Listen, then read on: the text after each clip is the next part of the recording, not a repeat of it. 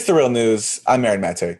The peace efforts underway on the Korean Peninsula are widely popular on the Korean Peninsula. In South Korea, polls show overwhelming support for this week's summit between President Trump and Kim Jong un. That sentiment was reinforced when just after the summit, the party of South Korean leader Moon Jae-in scored a massive victory in local elections. But the reaction has been notably different among a particular group, U.S. liberal pundits. To some of them, even the sight of seeing American and North Korean flags side by side was alarming. Here, for example, is Wendy Sherman, a State Department official who served under President Obama. I must say I was a little taken aback by the North Korean flags and the American flag side by side. We really aren't side by side. We aren't equals to each other. And this conferred power to Kim Jong-un that I don't believe he has yet earned in terms of the respect from the United States. This liberal unease continued when President Trump announced a temporary freeze on U.S. war games in the Korean Peninsula. To MSNBC host Rachel Maddow, this was an alarming development and one that was likely the fault of Russia. Russia has just this tiny little border, 11-mile-long border with North Korea, with one crossing on a train. And they've got a troubled and varied history over the decades with that country. But Russia is also increasingly straining at its borders right now and shoving back U.S. and Western influence, especially U.S. and Western military presence, anywhere near what it considers to be its own geopolitical interests. And one of the things that they have started to loudly insist on is that the U.S. drop those joint military exercises with South Korea. The U.S. has kept those going as a pillar of U.S. national security strategy for 70 years now. Until last night, when Trump casually announced that that's over now, he's doing away with those, blindsided everybody involved, and gave North Korea something they desperately want and would do almost anything for, except he gave it to them for free. How come? Well, joining me for a different perspective is Christine Ahn. She is the founder of Women Cross DMZ, a global movement of women mobilizing to end the Korean War. Welcome, Christine. If we could start with addressing what we've just heard, both from Wendy Sherman decrying the sight of seeing the flags, the U.S. North Korean flags side by side, and then also there from Rachel Maddow when she says that U.S. war games in Korea have been a pillar of U.S. national security for decades now, and she sees the halt to those war games by President Trump as something to be alarmed about. Well, I was actually in Washington, D.C. the day after the summit, and I walked around Capitol Hill meeting with several Democrat offices, and it was hugely deflating as somebody who has been working for this moment for the U.S., a standing U.S. president to meet with a North Korean leader and to begin a process of establishing the historic enmity into one of potential friendship. And it's just astounding to me that there is this intense U.S. exceptionalism that we don't meet with dictators and we don't believe in meeting with enemies as an important step towards building peace.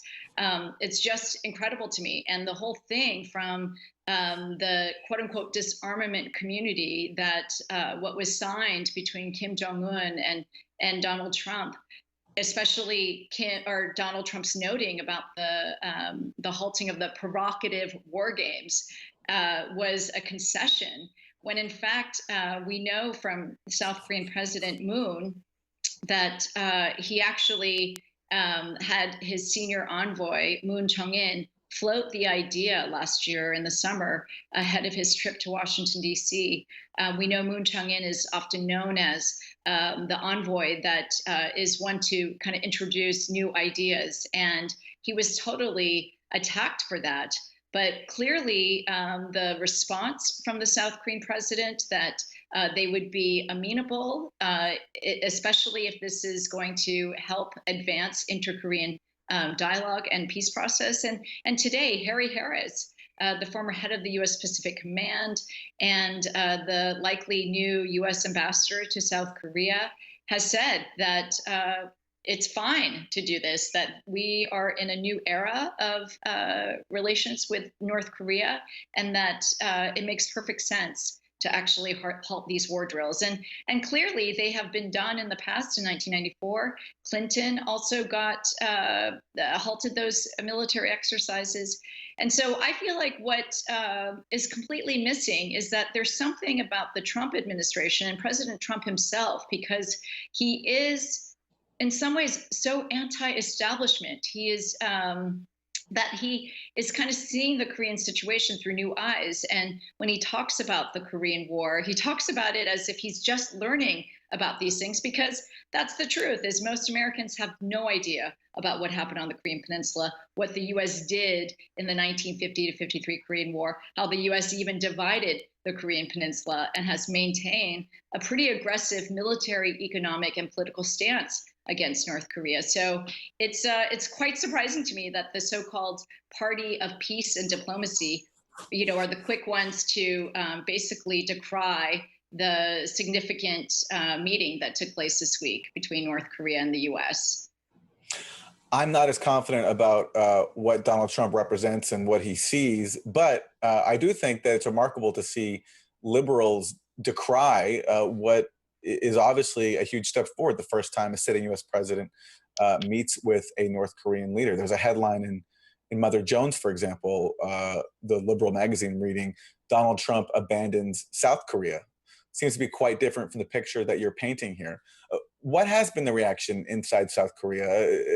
And does the victory of Moon Jae-in's party just after the summit in local elections, does that signify an endorsement of this peace process? Oh, absolutely. I mean, he just killed it. His party just killed it. And every analysis is because of the vast support for engagement, for this diplomacy with North Korea. And, when we were in South Korea just 2 weeks ago with the South Korean women's peace movements, they asked us, could you please let the American people know that we want this peace process with North Korea to succeed, unlike it being derailed during the last Sunshine era when George W. Bush put North Korea on the axis of evil. And they said, we accept Kim Jong-un as they are, and we believe that engagement with North Korea is going to improve the day-to-day conditions for North Korea people. And so I feel that we have to listen. I feel like the way that it is framed in the U.S. is, on the one hand, Donald Trump is just trashing our historic allies, Canada and France, and meanwhile, cozying up to such an autocratic leader, authoritarian leader like Kim Jong-un. And the truth is that South Korea has been one of our historic allies. And if this is what the leader and the vast majority, this is like 90% of South Koreans support the Moon and Kim summit. They support the Panmunjom Declaration that was signed between North and South Korea. This is pretty astounding support that the South Korean president and the people have demonstrated for this process, the two trains that are moving forward between the U.S. and North Korea and between Seoul and Pyongyang. And so I think we need to hear from the peace movement that very much wants this to succeed. When you talk about South Korea and the U.S. being allies, I think it's worth remembering that they were also allies when South Korea was ruled by an authoritarian government. And that the peace movement in South Korea has had to struggle very hard in recent decades. Can you talk about the evolution of the peace movement, so what this moment means for them, and how the conditions for them today contrast to how it's been before, including not even too long ago?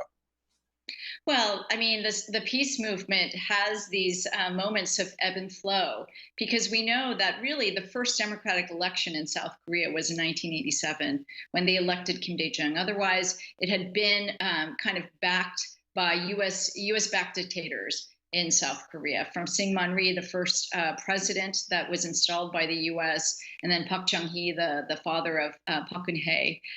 So the peace movement is able to kind of progress and evolve and develop under more liberal regimes. And, really that in the past has only been 10 years under Kim Dae-jung and Roh Moo-hyun. And so many decades of there's been repression, not just in terms of sentiments about wanting reunification, or some people that might have more sympathetic views on North Korea. I mean, South Korea is under a national security law that has been in place since the end of the Korean War.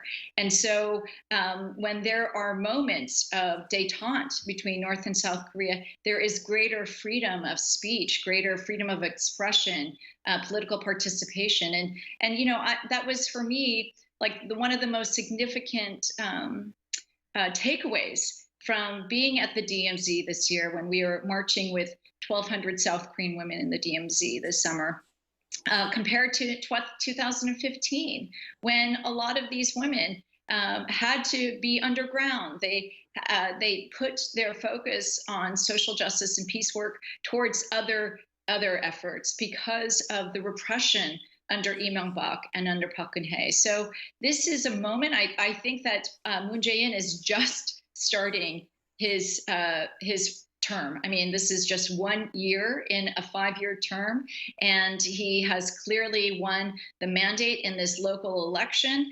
And the peace movement is just getting started. I mean, I really felt this moment of optimism as the plans that were shelved under the last 10 years of kind of conservative, neoconservative, hardline rule. I mean, they are dusting off those shelves, and those plans are being revived. And so this breakthrough between the US and North Korea is only going to help advance that inter-Korean peace process instead of getting in the way of it. Christine Ahn, founder of Women Cross DMZ, thank you. Thank you, Aaron. And thank you for joining us on The Real News.